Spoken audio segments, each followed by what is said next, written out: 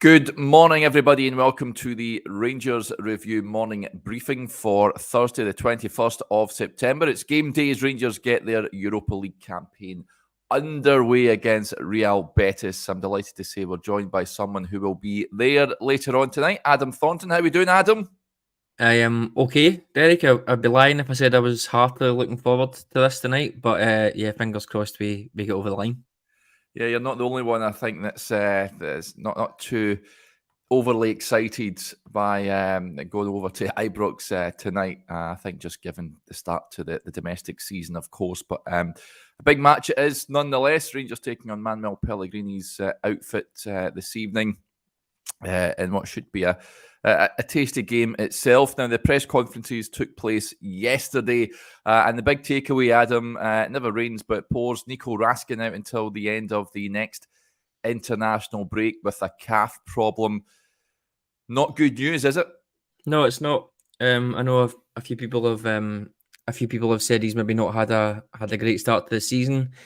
I kind of agree. I think in some respects, but I think in other respects he has. I think he's a lot of people are sort of levying his passing can be a little bit wayward at times, and I think that's right. But I also think in terms of the role that he's playing, he's one of those that trying to drive forward, maybe make those risky, quicker passes to break the lines that we'd be looking for. So in that sense, his passing is going to be a little bit more risky, and therefore probably not as on it as maybe a Jack or a Kamara who are playing maybe more sideways, simple passes. So regardless of all that, I think his energy in the games at Ibrox in Europe so far this season have been really good, playing that little bit further forward and getting up and trying to progress play. So he'll be a big miss, definitely. Yeah, absolutely. Him, Todd Cantwell and Danilo, of course, out of action for the foreseeable for Rangers. Michael Beale was asked about Danilo incidentally yesterday. He says, I saw Danilo yesterday. He still looks sore, if I am honest. He had successful surgery on the areas. It's not just one area impacted. I think he'll be back in non-contact training around the back end of the international window. Ideally, he'll be back after the first week after the October internationals, but it might be a couple of weeks after.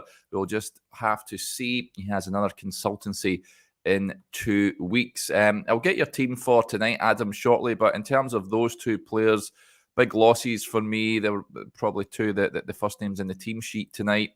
Who replaces them? Yeah, it's a tricky one.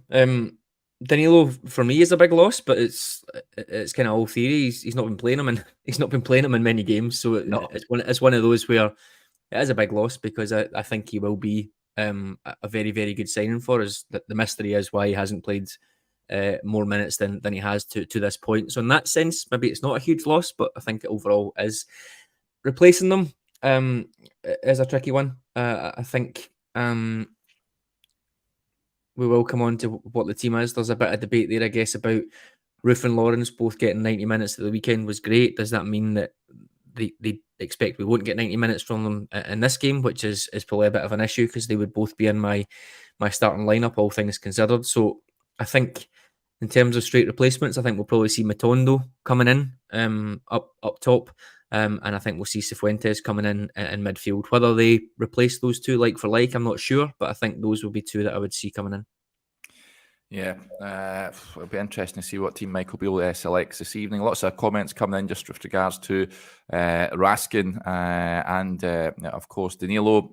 Lars says Raskin was so important at the weekend. Twice he took a man on, one and started a counter-attack, one which led to the Matondo goal.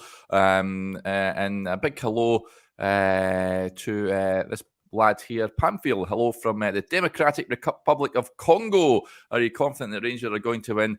So that give us your prediction. I'm not majorly confident, I've got to say, buddy, but you always believe that Rangers can do the business at Ibrox. They should always be going out there and expecting to win the majority of games that they take part in. Graham Morrison with a point here. He says, morning lads, another day, another injury. If you had any luck, it would be bad luck. Gizo saying that 2-0 Gels tonight, so he is remaining optimistic with regards to that. Just on Tom Lawrence, Adam asked Chris this yesterday. It was great to see him make his first start after around about a year at the weekend against St Johnstone. However, it's a bit of a step up. No disrespect to St Johnstone at the weekend. It's a bit of a step up tonight against a La Liga side. Would you be inclined to start him tonight? Throw him in? I'm always a big advocate of, if players are coming back from injury or half fit or whatever, I'm always a big advocate in them starting games. Particularly, I think those type of players, ball players, I think getting them, it feels weird taking them off at half time and you automatically think they've done something wrong, but you don't think that when they come on for half an hour at the tail end of a game. So for me, I would always be wanting to start those players, and if you can get an hour out of them, then fantastic. You don't know what state the game's going to be in at that point. It could stretch. We could need a bit more pace, and that would be a logical thing to do. So for me, I would be wanting him to start. I'd be very doubtful if he can pull 90 minutes out of the hat. Yeah. Or whether he should, I guess, as well, given he's just coming back. Whether 90 minutes is wise is obviously another thing, loading issue, etc. Yeah. I don't think he'll be starting the game tonight, but you never know. I think many people were surprised and raised eyebrows at the weekend team when we seen Ben Davies and Red Van Yilmaz in there, Adam. So you never know. He might spring a shock, the manager. Yep. No, I think so. And I guess that's another debate, isn't it? Is it with the midfielders fast running out and probably some attackers as well? Is it now time to go with the much discussed back three and have Davies and Suter in there next to Goldson? Do you think now is the time? I think in this type of game, absolutely. Betis are a very attack-minded team. They also concede a fair bit as well, but I think looking at the other teams in the group, I think the manager might see this one as potentially an opportunity. However, given the situation that we're in just now with the manager, I think anything less than wins in any games at the minute is going to give us quite a lot of criticism. So I could see it in theory. I think that would work in this type of game, particularly with the injuries, etc. Reality-wise, I'm not sure. Yeah. All right. Okay. Let's get to a few other points. The manager made yesterday in the press conference. Now, of course, no Nico Raskin. However, he was talking about Jose Cifuentes. He says just on the match tonight and why he missed the game at the weekend. The reason Cifuentes didn't play at the weekend because he didn't arrive back until the Friday morning from South America. So he's ready to go. Ryan Jack is there, so it doesn't change with us having options in midfield. Nico has been playing. He was probably one of our strongest performers at the weekend. So in that sense, we're losing a good player. But we have a good one coming in. And the point here being made by Brian, he says, time for a Cifuentes masterclass. Is he capable? I think it's fully dependent on where he plays. If he starts tonight, Adam, I'm not a big fan of the playing over on the right-hand side of the midfield. I don't think that works. I would like to see him playing more centrally. He is a box-to-box midfielder, but we haven't really seen that from him as yet. But is tonight the night he shows what he's capable of? Yeah, I hope so. I've seen it in flashes, but I think you're right. I think we judge players regardless of where they play. We judge them on what they've done in the game, which is right. For me, Cifuentes is not a wide midfielder. He's not a midfielder who excels at the defensive side of the game at all. So that is a little bit baffling for me that he has been put out in those games. I kind of understand it in theory of providing legs and providing energy, but we've seen in a couple of games now he's just been passed around and tactically it just doesn't look comfortable in that role. So it feels a little bit square peg round hole. For me, I kind of agree with you. I think if everyone is fit, I want Cifuentes playing in that Scott Arfield role, that sort of attacking number 8 who can go into the box and finish and has limited defensive duties in the defensive third, if you like. But with all of the injuries, etc. today, I wonder what role they will give him. It may be that role. It may be Jack Lundstrom and Cifuentes playing as a 3, and Cifuentes would do almost the Raskin role of getting up and supporting and trying to link that way. I don't think play that way personally. I would want to maybe switch it up a little bit and maybe playing him a little bit deeper, which he's not as good at. I think, as we've said, he's not great at that, but play him a little bit deeper, give him a little bit of protection with a Jack next to him. And I think that might work today just based on availability of others. Yeah. I think I've got them in my predicted teams. Myself and Chris have got our predicted lineups on the website. Folks, do go and check them out. I've got a midfield, and I know there's been a few comments on it about that midfield. I think just based on injuries and what have you, it's a Jack Lundstram and Cifuentes midfield trio that I've opted for. I think Chris has also opted for that. Let's get to a few more comments that are coming just with regards to it. Andrew Stewart with the point, tonight you must take the game to Betis. I don't want a defensive lineup. The fact that everyone can't get up for the game says it all. We're expecting the team to sit off Betis. If we get a similar approach to what we witnessed against Celtic, Adam, it will lead to groans and frustration, and I don't think Rangers go out and get a positive result tonight. Do they? Do they not have to be aggressive from the off? Yeah, I think so. I think the type of team that Betis are as well, we need to use the crowd. We need to go out at pretty much, certainly in the Europa League, every game at home and go out to win it. I would flip it around a little bit in my team lineup and choose, I guess, try and get some positives out of the negative situation that we're in terms of players available. So if you asked me, I'd be looking at a 4-2-3-1 with the back four, whether it's Suter or Davies. I'm not too bothered on this one. I then have Cifuentes and Jack at the base of midfield. Jack being the sitter and Cifuentes with a little bit of license to go, but maybe not as much as he would have in a three. And then I'd be looking at Seaman Matondo on the flanks and Lawrence in behind Kamar Roof, at least to start. I just think that pace in the wings in these games would be crucial. We play a front four rather than maybe a two or a three that we've been doing in previous, and sort of take the game to them. I think that gives us a decent chance to win the game, and it also hopefully mitigates some of the players that we have missing. So I think based on being aggressive and trying to go out and win the game and deal with Betis' threat as well, I think that one would be what I would go with. It's pretty similar to the shape, I guess, that we used at the weekend, but obviously we didn't play any wingers. We played Lammers and Lawrence out wide, which I wouldn't be a fan of seeing too much, to be honest. So I think with this one, go for Seaman Matondo. They're both Matondo's in form. Seaman, I thought, had a decent game. He was playing a slightly different role, but I would look to do that in this game at least to start with and see how things go. Yeah, interestingly, no Cyril Dessers then for you. I think I've got to say I was surprised when Danilo was taken off at the weekend and Abdallah Sima did come on, Adam. But it looks like Dessers has fallen down the pecking order slightly. Is he playing any part tonight, do you think? Yeah, I guess, I forgot about him there, to be honest, which I'm not sure is great. I guess if we're thinking about the load for Lawrence and Roof just coming back from injury, history, etc., maybe one of them playing in behind Dessers to begin with, and then the other one coming on. I don't know, Danilo up top. Dessers up top with Lawrence in behind, and then maybe Roof comes on for Lawrence, and we switch that about a little bit, something like that. I think though, now that you've said it, the manager will be saving Dessers for this game, I would imagine. So I would probably say that he will start up top. Which one of the two comes out?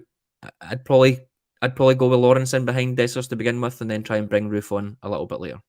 Yeah, interesting. He does have that's one area of the pitch he does have options. I know that Danilo isn't available, of course, but there are other options available to the manager up top. Aldo with a point just on those forward options. He says, do we play Roof or keep him for Sunday?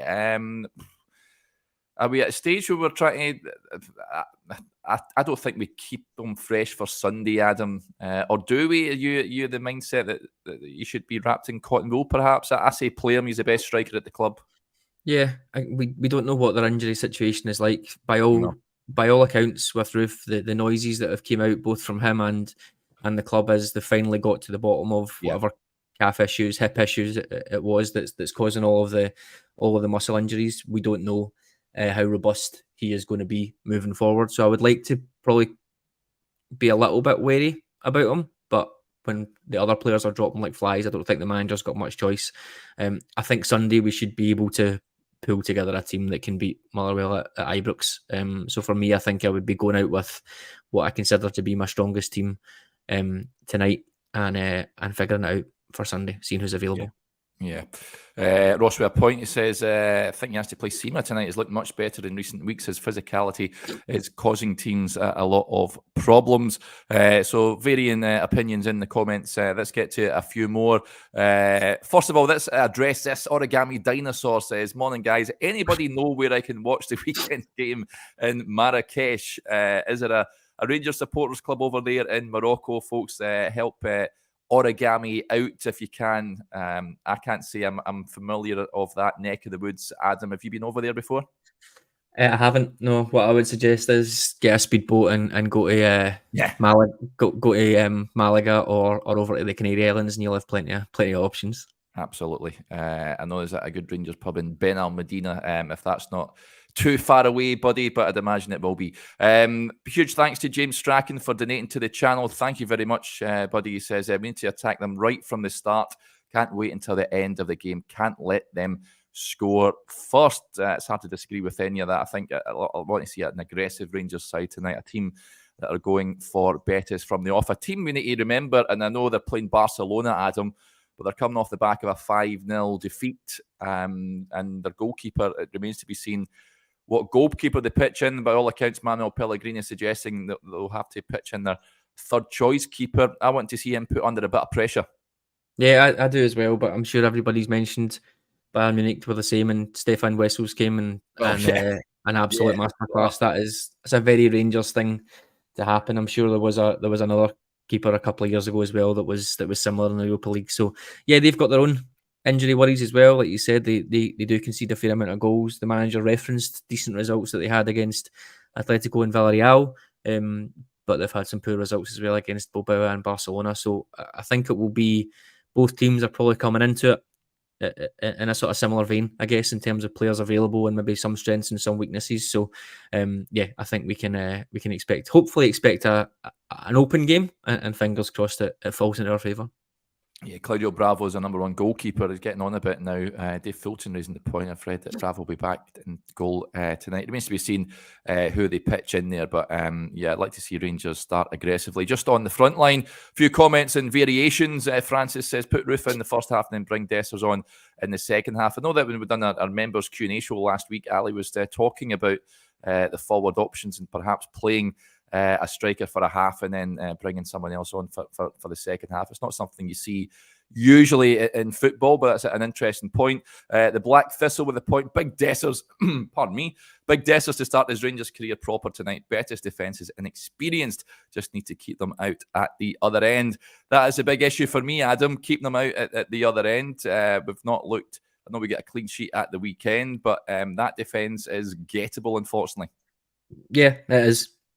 It's an interesting one because obviously we've shipped so many goals in Europe. Our defensive record in terms of goals conceded in the league is the best, and it's actually pretty good. But we know we're prone. There were a couple of loose balls in the box at the weekend that if could have went either way, then we're looking at drop points again. So those fine margins, I don't think the defence have shown that they're capable of doing that consistently yet this season. Fingers crossed they do. With Dessers, I guess the only thing is he'll need service. He's not going to turn something out of nothing, unfortunately. So he'll need service there. So if it's Simon Matondo playing and they're able to sort of break and get him on the counter and get balls into the box, it's all about service for him. So fingers crossed, whoever plays up there will be able to get the ball to them. Yeah, Matthew Ross with the point. Isco will just dictate the game if we stand off. Yeah, I totally agree. We need to not let him get any time on the ball if at all possible. Interesting point here, a bit left field as well from Damien. He says, don't forget, if we need pace, we also have the forgotten player of Scott Wright. He is a sort of forgotten man, Adam, isn't he? But he's still on the books at Rangers. It looked very much like he would be heading out of the door in the summer. However, he's still a Rangers player. Does he have a part to play tonight, do you reckon? This is why the whole homegrown rule thing for me just doesn't work, because there's a very realistic prospect that Scott Wright will be coming on to play minutes tonight, whereas you don't even think about it at the weekend domestically in what are perceived to be easier games. It's one of these weird things. It would be fantastic if we had so many Scottish players that were available that we could afford to sign and would come in and improve the team and be first picks, but this homegrown rule, I think, is just a bit of a curse for us. So it is a very real possibility that we could see some Scott Wright minutes tonight. He does have pace, which you've mentioned there. End product, I don't think I've seen much of in the 3.5 years outside of a couple of obviously high profile games. So if it's tonight that he comes on and makes his mark, then happy days. Yeah. Huge thank you, incidentally, to William, who's just donated 5 memberships to the chat. So thank you very much, William. That is very kind of you. Cyber pint to you, buddy. Thank you. That is fantastic stuff. Just interesting points. Again, variations to the forward line tonight. The Rangers Grouch saying I would play Seema as the leading striker with Roof as a partner. And James Quinn gave us his team. He says Buckland, Tav, Goldson, Davis, Barisic, Lunny, Sifu, Lawrence, Lammers, Dessers and Roof. That would be my starting 11. The only issue with that, Adam, I think, is an apparent lack of pace up front. Yeah. I think Rangers need pace tonight. Yeah, no, I agree. I think it's going to be as open as we're going to get. I guess with the way that Betis play. So I would agree. Counter attacking, we are decent at counter attacking. We're maybe not clinical. We're not clinical in any shape or form, I guess, but or maybe not clinical, but certainly if we can get pace and we can stretch them, then hopefully we can cause some problems. So yeah, I would say pace is the one thing missing there that hopefully we start with. And I think you can always tell, can't you, when Matondo's out. Matondo's out for the press conferences and the manager's specifically referencing Cifuentes and specifically talking about Roof. I guess you can sort of paint a picture in your head of who's going to play. So I think we'll definitely see at least one of the pacier players starting. Yeah, what have you made of Matondo and a bit of a resurgence, obviously, this season? I think we need to see it for a consistent period before we assess whether he's an integral part of the squad. But by all accounts, he's been one of the players this season. There haven't been many, let's be honest, that has been a bit of a shining light, if you like. Yeah, no, I think so. I don't know if that says more about where we are rather than anything else, but he certainly has been. He's looked sharp. He's looked bright. Coming off the bench has been his thing with that impact late in games when games are stretched. I think that's absolutely valid. I think he came off the bench against Livingston, didn't he? I don't know if he set up a goal in that one. I think he set up Kieran Dowell's goal, didn't he? Yeah. And then obviously his goal against PSV and his goal at the weekend. I think that's great. The positive I take from it is he had that couple of opportunities last year. Was it Ross County he was clean through and he fluffed his lines and missed the goal. So that has changed. He's obviously a lot more confident, and when he gets through, he seems to be a decent finisher. He strikes the ball quite well. I think, is he going to suddenly turn up and post the Cala numbers or anyone else? I'm not 100% on that one, but I think he has a bit more of a flexibility that means he could play in more situations than we think. But I can understand why the last few weeks the manager's used him as a sort of impact late in the game to stretch teams. I think that's working quite well. But I like him. I think he has done well. Yeah, and this is an interesting stat. Matthew Ross raising the point: if Matondo scores tonight, he'll equal Kent's total for all of last season. Says it all, Adam. It really does. When you compare it that way, then 100%. Yeah, it says it all. Yeah, absolutely mental. Right, let's get to a few more points that are coming in. Firstly, Daz says, my big pal is going to see the famous for the first time ever tonight. I'm buzzing to take him, so hope we're fired up. Absolutely superb stuff. Can you remember your first game, Adam? I can. It was my first season ticket was the Loudrup season. So his debut, I think that was against Motherwell, wasn't it? I think I'm sure he mazy run and laid off Duncan Ferguson. Laid off Duncan Ferguson, I think, to score. Yes. Which was a bit of a rarity in itself. So that was my first season ticket game, but I went to most games the year before, but I can't actually remember what my first specific one is, so I'll just claim it's that one. Yeah. Incidentally, just on that game, I remember doing a piece on Loudrup for the website and speaking to John Philbin, who was playing for Motherwell that day, and said it came from, they had a Motherwell corner and they ended up Loudrup just basically ran the length of the park. It was a nightmare to play against. So that's on the website, folks. Incidentally, just type in Brian Loudrup and you will find it. And just off the on-field issue, Adam, a lot of comments coming in with regards to tickets still being available for tonight's game. First of all, Kev says, morning, Kev. What does it say about the mood of the sport that there's tickets still kicking about for the next few games? Scott Mackay with the point, the ticket prices are an issue that needs raised at the fans forum, boys. I've seen the Curry Muncher as well saying that £48 for an adult, £28 for a juvenile. Bit pricey, you've got to say, especially given Rangers, I think, start to the season, Adam. The fact that, I mean, everyone was hoping to be in the Champions League, although looking at the results last night, Rangers going down there at the Emirates would have been quite an enlightening experience, given what PSV experienced down there. But the price of a bit on the pricey side for you, do you think? Yeah, I think so. But I didn't realise the single tickets were as pricey as that, to be honest. I think that is a bit much. I thought the group stage tickets were maybe just about fair. You can always shave a couple of pounds off, I think. But in terms of the season ticket price, I think £40 a head was okay when you think about what you have to shell out for domestic away games. For example, they're creeping up to mid-30s in some cases. So I guess there's a little bit of a sign of the times there. But yeah, I think in context now with everything that's going on, it could have been a little bit cheaper. And those single ticket prices, I think, could be easily a £5 cheaper. So I'm not hugely surprised with everything, the situation that some people are thinking, I'll just skip it because they don't really fancy our chances, or they'll pick and choose.